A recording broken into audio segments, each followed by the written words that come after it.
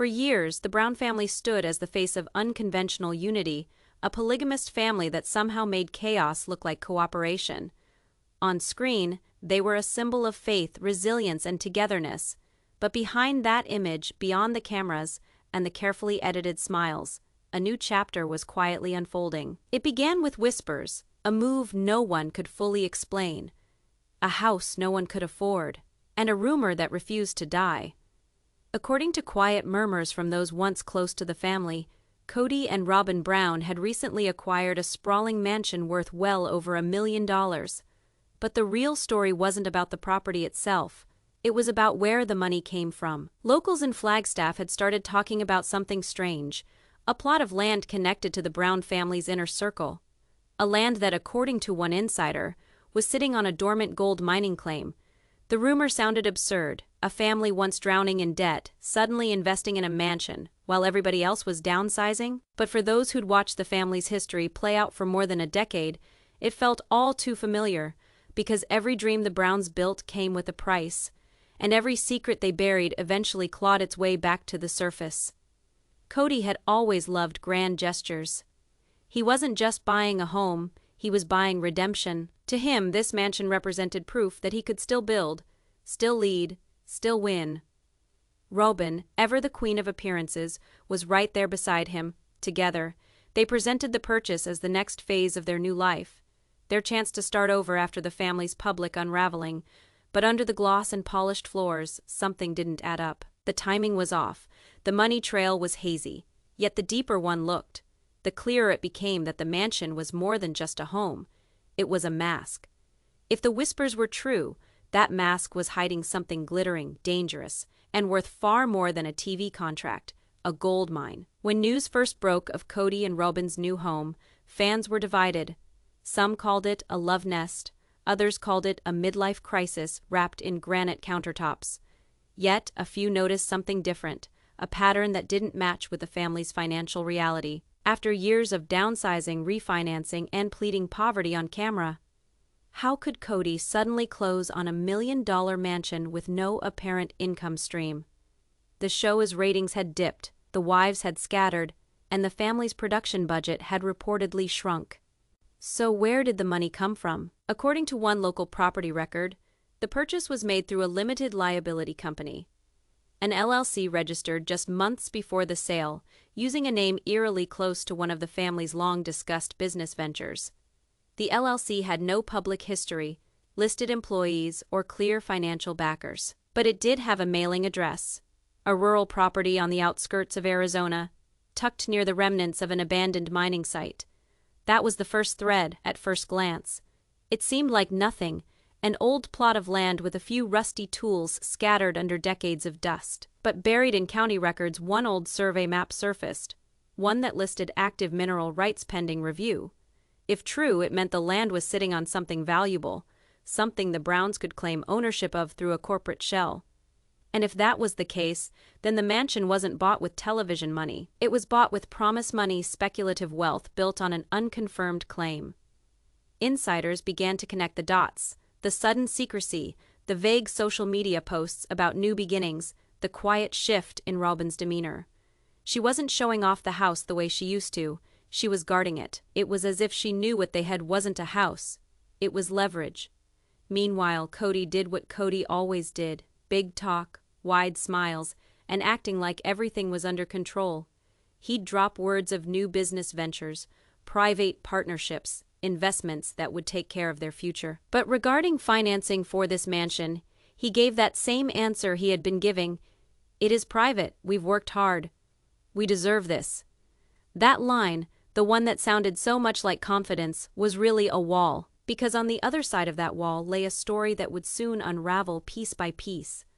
A gold mine, an LLC, and a trail of promises that could turn into debt overnight. For months, the theory had lingered in the background, like a rumor no one wanted to believe. A gold mine, the Browns? It sounded ridiculous, until it didn't. People close to the family began to thread together, casual remarks, half-deleted social posts, and one interview clip that suddenly meant more in context. Robyn had talked about Kody's latest passion project, a side business connected to land development. She said it with that smile, the one which always concealed more than it exposed. But this wasn't developed in the conventional meaning. It was digging. The story started years back when Kody first explored Coconino County's outskirts in search of property upon which to build his family's legacy land.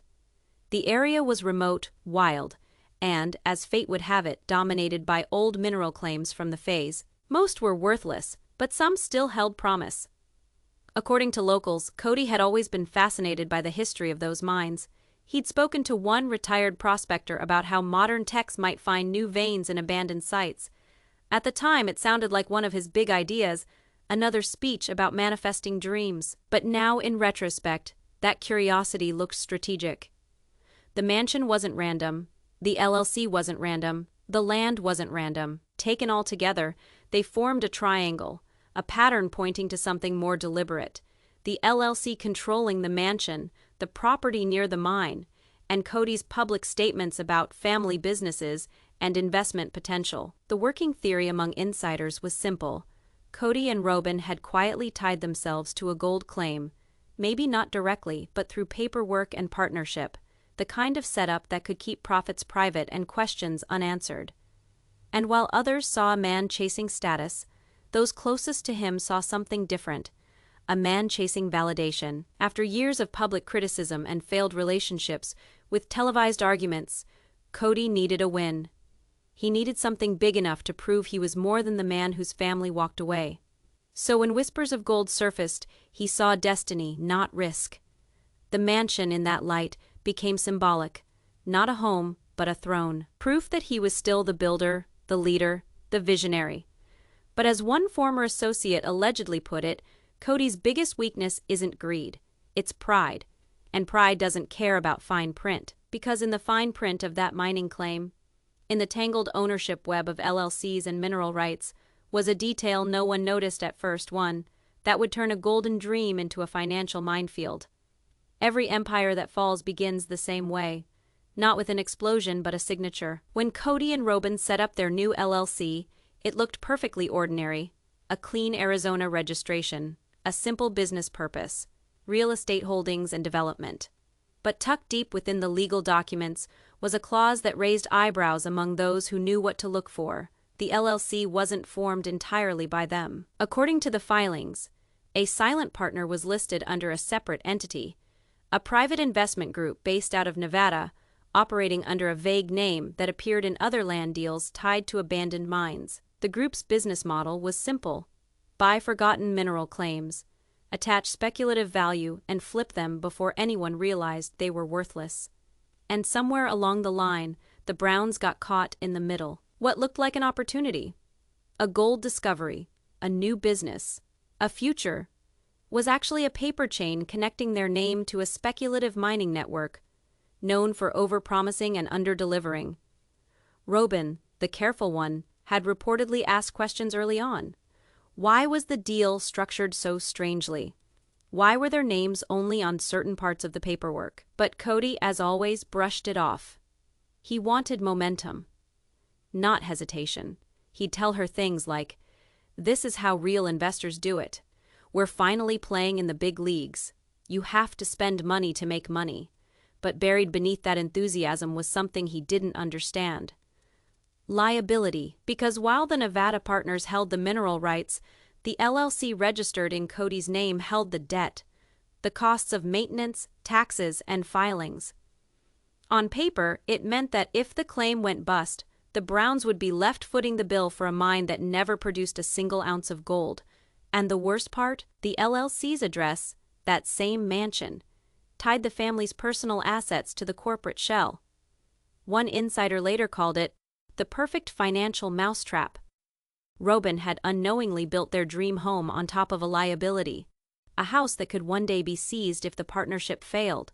From the outside, it looked like a fresh start. From the inside, it was a fuse waiting to burn.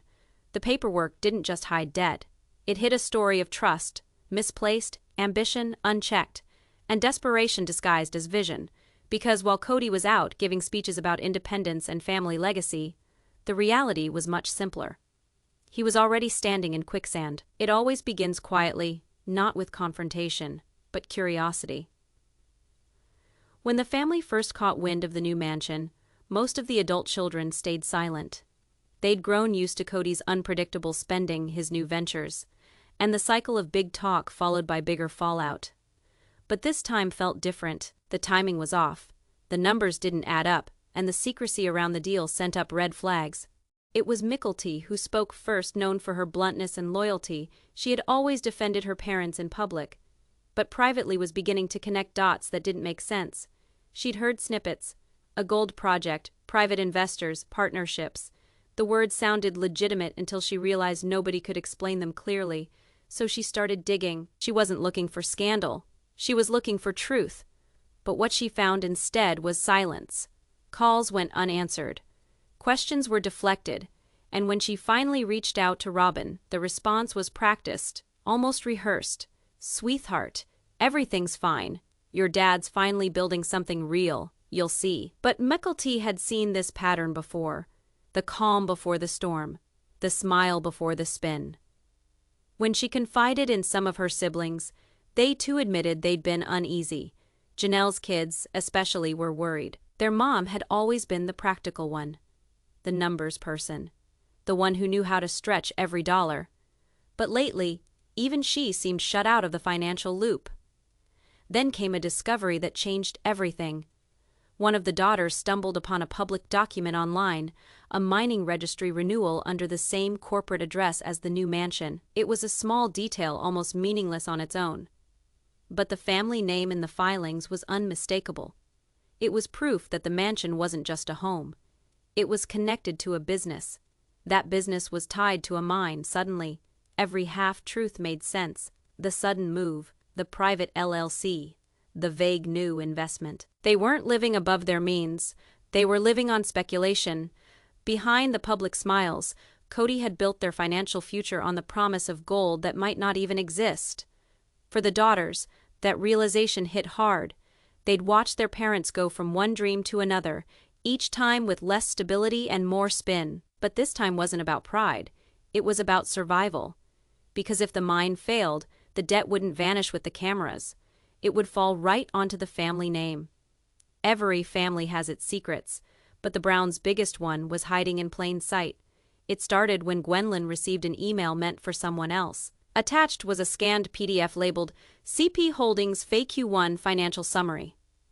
At first, she didn't think much of it. She assumed it was another one of Kody's side projects, or a leftover file from a production assistant.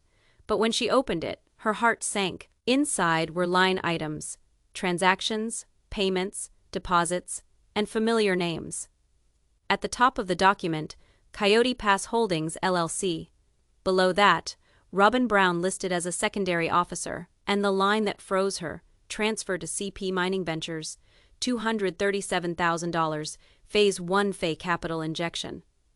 The money had come from the family's shared account. That account was supposed to be sacred. The one that handled income from TLC, property sales, and long-term savings. Every wife had contributed over the years. Every dollar was supposed to benefit the family as a whole, but here, in black and white, was proof that those funds had been quietly siphoned off into something none of them had approved. When Gwendolyn showed it to Mickelty, there was a long silence before she finally whispered, "He used our money to fund the mine." From there, the daughters began to piece things together.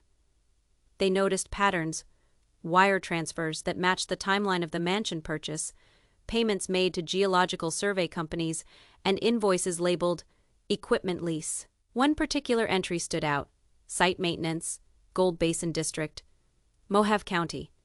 That was the first time anyone realized where the mine actually was. The Gold Basin, a dry, remote stretch of desert in northern Arizona, had long been a magnet for amateur prospectors and failed mining startups. Dozens had tried to strike it rich there, most left with nothing but dust and debt. So why was Kody investing there now? The working theory among the daughters was simple: desperation. Kody had watched his television income shrink and his public image collapse. He needed a win, something to restore both his finances and his pride. When a local contact whispered of an untapped gold vein, he saw it not as a risk, but as destiny to him. This wasn't just an investment, it was a redemption story. But to his daughters, It looked like a familiar pattern of denial. Another financial fantasy disguised as faith, and this time the stakes were higher than ever. The documents suggested that if the mining operation didn't turn a profit within 6 months, the loan tied to the mansion would default, triggering a foreclosure clause. The mansion wasn't security for their future. It was the collateral. In effect, Kody hadn't just mortgaged a house. He'd mortgaged his family's last remaining lifeline, on the hope that the desert would give him gold. The gold basin didn't look like the kind of place anyone would pin their future on. Miles of cracked earth, twisted mesquite trees, and the endless hum of the desert wind.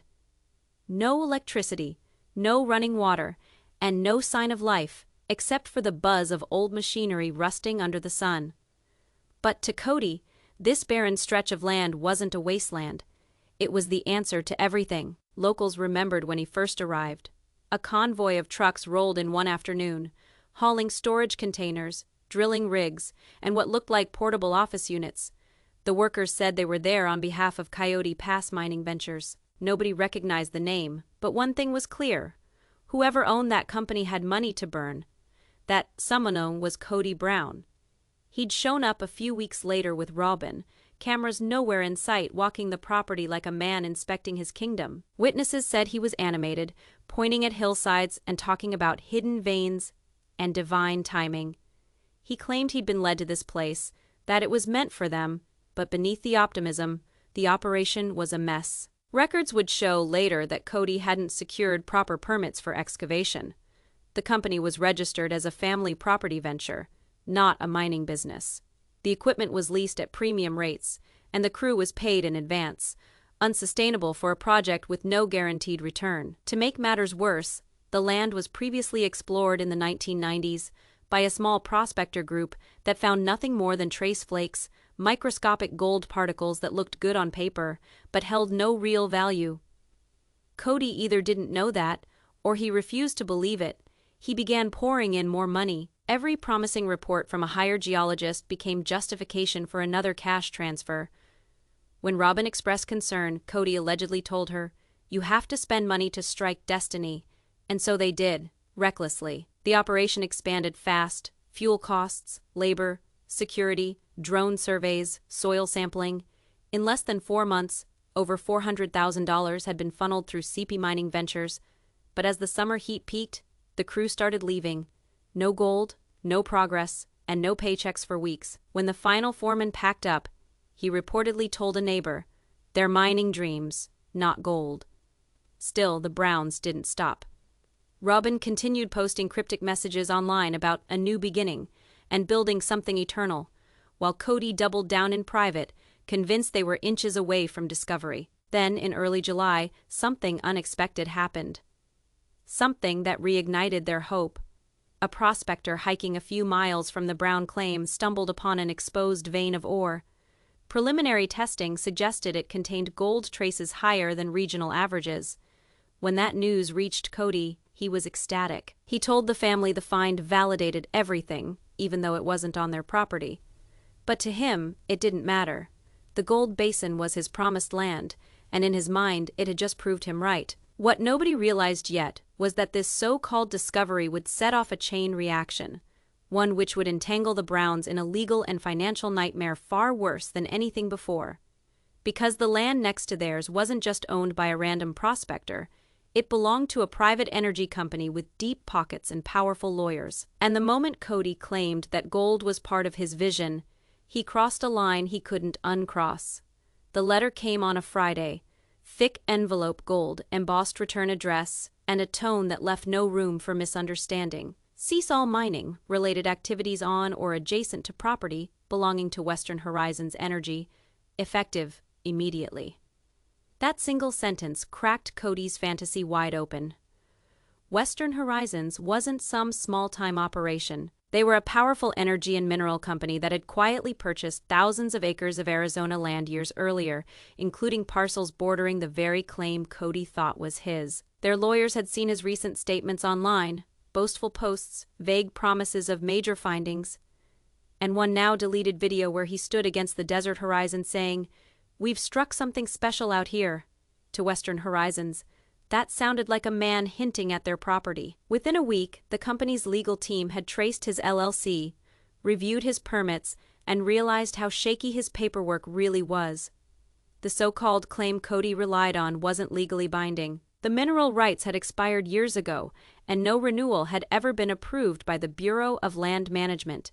In other words, he didn't own anything. When the cease and desist landed on Robyn's desk, she was stupefied. The legal jargon was dense, but the threat was clear. If they didn't stop operations immediately, Western Horizons would sue for trespassing, damages, and misrepresentation. Robyn begged Kody to call it off. She told him they were in over their heads, that it was time to walk away before things got worse. But Kody wouldn't hear it. He insisted. It was a misunderstanding that corporate greed was trying to crush the little guy. He sent an email to Western Horizons himself, long, defiant, emotional. He wrote about family legacy, faith, and divine timing. He even accused them of trying to steal a dream. Their lawyers didn't bother replying. They filed a preliminary injunction instead. That legal move froze all activity tied to Coyote Pass mining ventures. Every lease, every payment, every permit, suspended until the dispute could be settled in court. And just like that, everything stopped. The machinery sat idle in the desert. Workers vanished. Payments bounced. Vendors called demanding money. The quiet hum of progress Kody had bragged about went silent overnight. Meanwhile, news of the dispute began leaking online. A local Arizona business blog ran a short piece titled, "Reality Television Patriarch in Mining Dispute with Western Horizons Energy." Within hours, Reddit and Facebook were ablaze. Fans speculated, critics mocked, and even some family members distanced themselves publicly. The gold mine miracle narrative flipped into a financial disaster headline before the weekend ended. Inside the mansion, the mood shifted from confidence to panic. Robyn was terrified they'd lose the house. The children stopped calling. TLC stopped returning Kody's emails, and for the first time, Kody began to look uncertain, because deep down, even he knew. If Western Horizons took this to court, the Browns would have no defense. The claim was fake, the permits invalid, and the money gone. The dream wasn't just over, it was about to become evidence. After the cease and desist, the silence in the Brown family was deafening. There were no more group calls, no family meetings, no carefully staged social media posts about new beginnings. Everyone retreated into their own corners, waiting for the next blow to land. The first to speak publicly wasn't Kody, it was Janelle. In an offhand livestream, she mentioned being done with financial chaos and hinted that some people never learn about consequences. She didn't name names, but everyone knew who she meant. The clip went viral within hours. Then came Christine, who had long since distanced herself but couldn't resist weighing in. On Instagram, she wrote, "Sometimes people build castles on sand and call it a legacy." It was subtle, sharp, and exactly what fans needed to confirm what they'd suspected. Kody's empire was collapsing again. Behind the scenes, things were worse than anyone realized. Western Horizons' injunction had frozen every business account tied to the LLC. Without that flow of money, the Browns couldn't make their mortgage payments. The family accountant reportedly quit, citing inconsistent records and unauthorized transfers. Robyn tried to keep things calm. She told friends they were handling it privately and in talks to resolve everything. But insiders say she spent nights awake, pacing, worried the house would be repossessed. Meanwhile, Mickelty and Gwenlyn had turned from curious to furious. They'd discovered more bank records showing that joint family funds had been used to pay legal fees. Money that should have gone toward college savings and taxes had been diverted to cover the fallout from Kody's gamble. When they confronted him, he didn't deny it. He just said, "This is about protecting the family name." That phrase, "protecting the family name," became his shield. But the daughters saw it for what it was, another way to say he didn't want to admit failure. The production team at TLC, meanwhile, was panicking. They had filmed none of this, and the legal restrictions around the mining dispute made it nearly impossible to cover on camera. They couldn't risk defamation, and they certainly couldn't show footage that might compromise the ongoing case. So in typical network fashion, they pivoted. When the next season aired, viewers saw vague storylines about financial stress and family disagreements. But the real story, the gold mine, the lawsuit, the frozen accounts, was nowhere to be found. But the internet filled the gap. A wave of YouTube channels and Reddit threads began dissecting every public record, tracking Kody's LLC filings, and exposing inconsistencies in property ownership. Each revelation added pressure. Each new post pushed the family deeper into public scrutiny. Kody's once loyal supporters began to fade. Sponsors pulled back. Even the editors of the show started framing him differently, less as a misunderstood patriarch, more as a man unraveling under the weight of his own decisions. And perhaps the cruelest twist of all, the goldmine Kody had dreamed about was quietly reclaimed by the state for non-payment of fees while the financial chaos mounted. It was over. He hadn't struck gold, he'd struck debt. The mansion used to be Robyn's pride, a sign of stability, of finally being the chosen, one after years of seeing Kody bouncing from home to home. But now every wall echoed with tension. The house that was supposed to bring peace had become a cage. The atmosphere weighed heavier with each passing day as bills piled up. Mortgage payments were late, and utility notices arrived in stacks. The sound of Kody pacing through the hallways replaced laughter. He still talked about turning things around, but his plans had gone from bold to desperate. Robyn knew the numbers she always had. In the quiet hours after midnight, she sat at the kitchen table, surrounded by paper, bank statements, overdue notices, and legal correspondence she could barely bring herself to open. She'd never admit it publicly, but she was terrified. Her worst fear wasn't losing the mansion, it was losing face. For years, Robyn had endured public criticism for being Kody's favorite, the one who got everything. Now it was ironic. The one house she fought to keep was the one dragging them under. The couple's arguments became routine. Kody accused her of doubting the vision, while Robyn begged him to sell before it was too late. Every conversation ended the same way, Kody refusing to listen, convinced one more deal would save them. But there were no more deals. When the legal injunction froze their business accounts, Kody turned to personal credit. He opened new cards, maxed them out, and used the money from them to pay basic expenses. It wasn't long before debt collectors began calling. Robyn's composure started to crack. One evening, during a particularly heated argument, she reportedly shouted, "You didn't build us a future. You buried us in it." It was at that moment that everything shifted. For the first time, she stopped defending him to friends. She stopped faking like all was well on social media. Her posts went silent. Even her tone in interviews changed. From confident to hollow, from supportive to tired. Those close to her say she quietly began reaching out to financial advisors, searching for a way out that wouldn't completely decimate Kody's reputation. Or hers.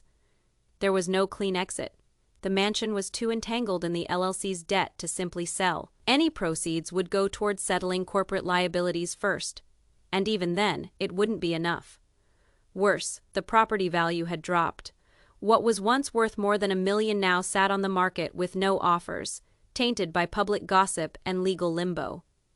And while Robyn was quietly coming undone, Kody doubled down. He spent more time on the phone with investors, chasing new ideas that sounded less like businesses and more like fantasies, cryptocurrency ventures, gold-backed NFTs, anything that promised redemption without accountability. The man who once spoke of unity and faith looked like someone searching for ghosts in the desert. Meanwhile, the cameras rolled. TLC producers, sensing a better story, kept filming. Not of the scandal directly, but of the tension, the unraveling, the moments between arguments. They couldn't use the words lawsuit or mine, but the silence said everything. Robyn's once luxurious home had become a set. Her marriage, a performance. Her life, a slow-motion collapse under the weight of too much pride and too little truth. If there is one thing Kody Brown never expected, it was betrayal from inside his own circle. But that is exactly what happened next. It started with a leak, small, subtle, and almost invisible at first. A Reddit post appeared late one night with a single screenshot. The subject line read, "Gold Basin Claim, Liability Exposure."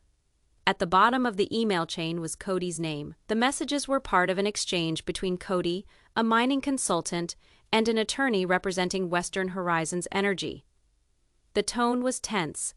Kody had written passionately about his family's right to develop legacy land, while the lawyer reminded him that his claim had no legal standing. One line stood out above all: if you proceed with further excavation, you could face personal liability exceeding $750,000.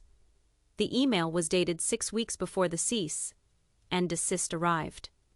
It was the first proof that Kody had known, well before the legal action, that he was walking into a financial trap. Within hours, the leak spread like wildfire. Fans dissected every line, journalists reached out to TLC for comment, and even former family members began getting tagged in social media threads. The narrative shifted from Kody got scammed to Kody ignored warnings. That subtle change in public perception was devastating. For years, Kody had been able to play the misunderstood visionary, the guy who made mistakes but always meant well. But this time, the evidence showed intent. He hadn't been blindsided, he'd gambled anyway. TLC went into crisis mode. Their legal department issued a no-comment statement, and executives reportedly held emergency meetings to decide whether continuing the show was worth the backlash. Behind the scenes, the family fractured even further. Robyn was livid, not just about the leak, but about what it revealed. She confronted Kody, demanding to know why he'd hidden the warning email from her. He tried to spin it, saying he didn't want to worry her unnecessarily. But Robyn wasn't buying it. You lied by omission, she told him. That is not protection. That is betrayal. Their argument turned into a shouting match, so intense that one of the kids recorded it by accident. According to a person close to the situation, that audio clip almost made its way to the press before being pulled offline. The emotional fallout spread fast.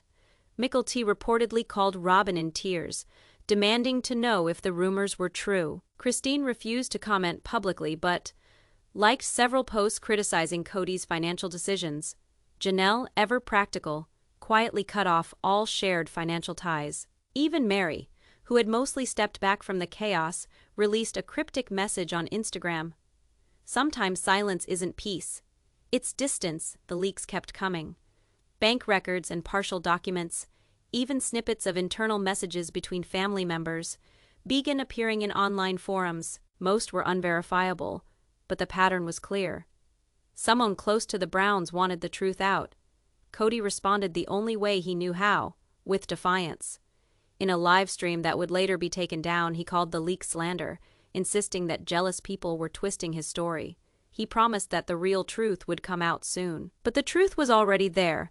Buried in those emails, he'd gambled everything, his house, his money, and his reputation, on a gold mine that never existed. By the time filming for the new season wrapped, the tension in the air was so thick that even the crew avoided eye contact. The Browns weren't speaking freely anymore. Every word felt loaded, every scene rehearsed. TLC had stopped asking direct questions about the mine or the lawsuit.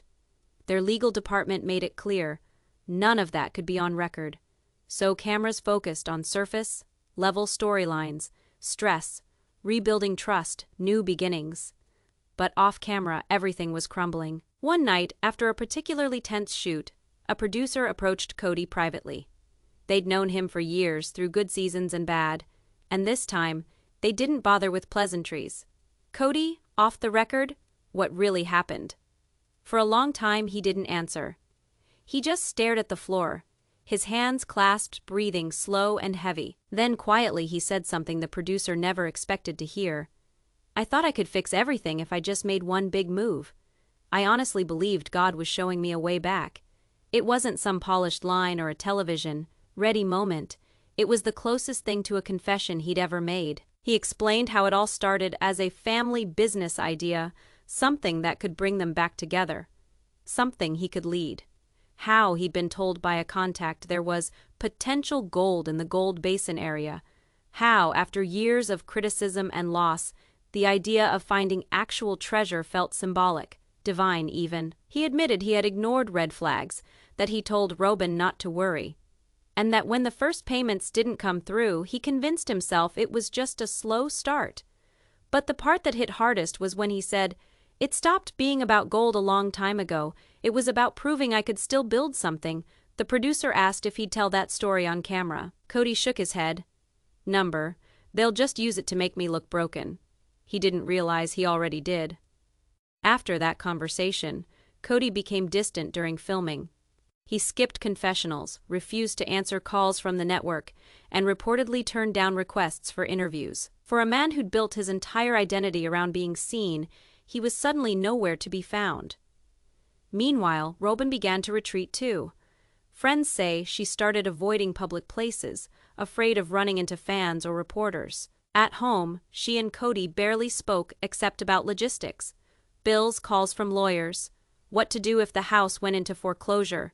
When the crew packed up for the season, one camera operator overheard her whisper, "Maybe we were never meant to build this big." The show wrapped quietly. No dramatic reunion, no last-minute redemption arc.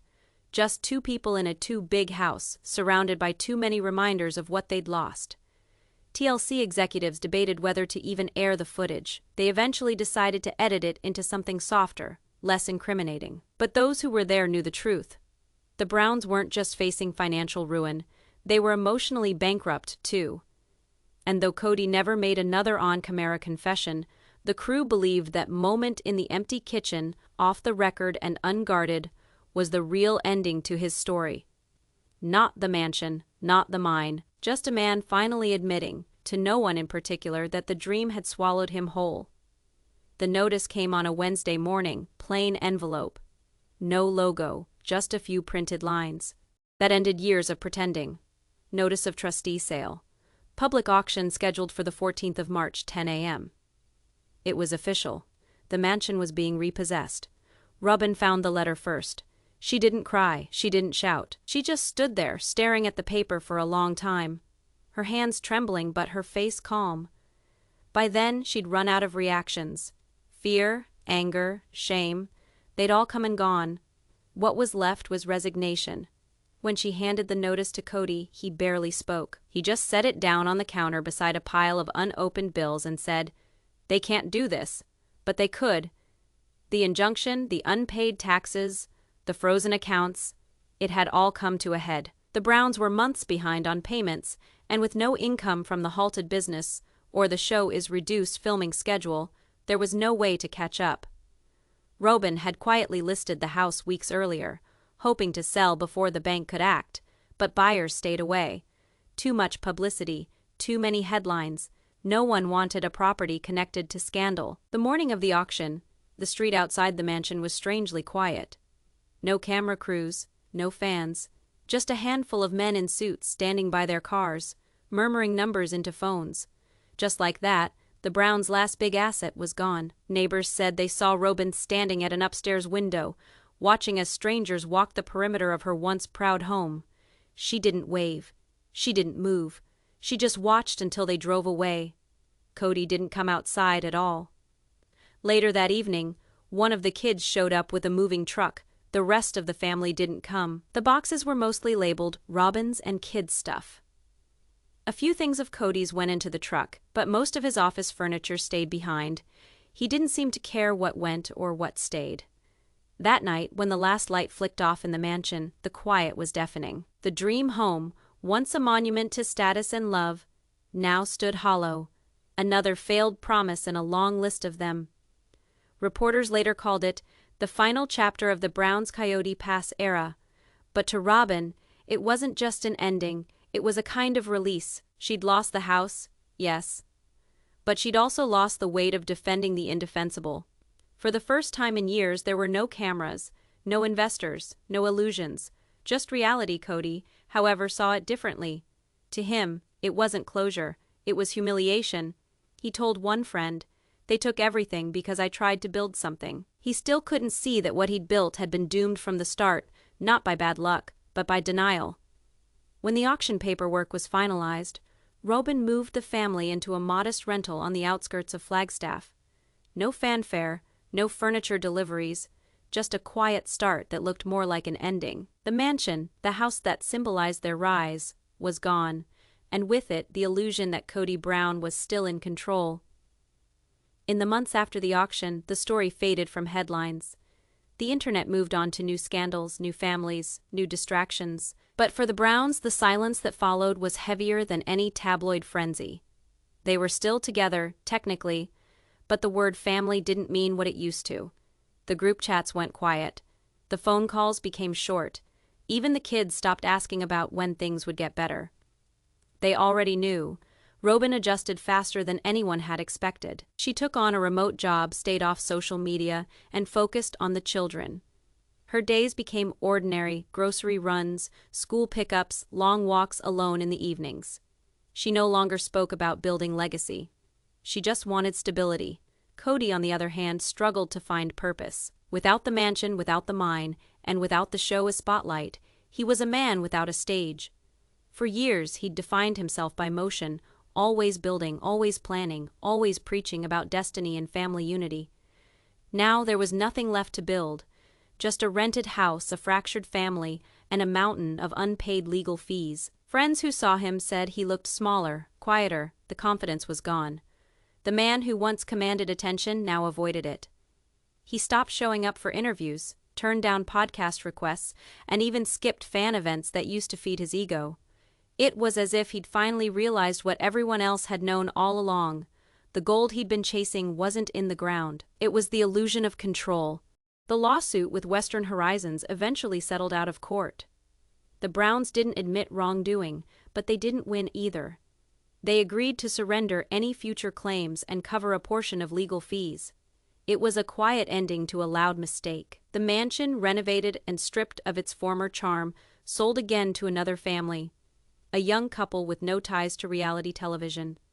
For them, it was just a house. For Kody and Robyn, it was a ghost. TLC moved forward without them. The new season shifted focus to the children, their lives, their growth, their attempts to define themselves outside their parents' chaos. Ratings soared. The network never looked back. Years later, when fans occasionally brought up the gold mine story online, it had turned into legend. Some called it greed, others called it karma. But those who'd followed the family closely knew better. It wasn't about greed, it was about longing. About a man who couldn't accept that the era of control, admiration, and certainty was over. The real treasure had never been in the earth beneath Arizona. It had been in the moments before everything cracked, when they still believed in the idea of togetherness, before ambition turned into isolation. And in one rare interview, long after cameras stopped running, Robyn could sum it up best: "We thought we were chasing gold, but all we really wanted was peace." And for once, there was no rebuttal, no spin, no denial, just a pause, a quiet acknowledgement that the dream was gone, buried not under the desert, but under the weight of too much pride. In the end, the story of Kody and Robyn's million-dollar mansion wasn't about wealth or discovery. It was about the cost of believing your own mythology for too long. Because when the gold dust settled, all that was left was truth. And truth, for the Browns, was the one thing they'd never learned how to manage.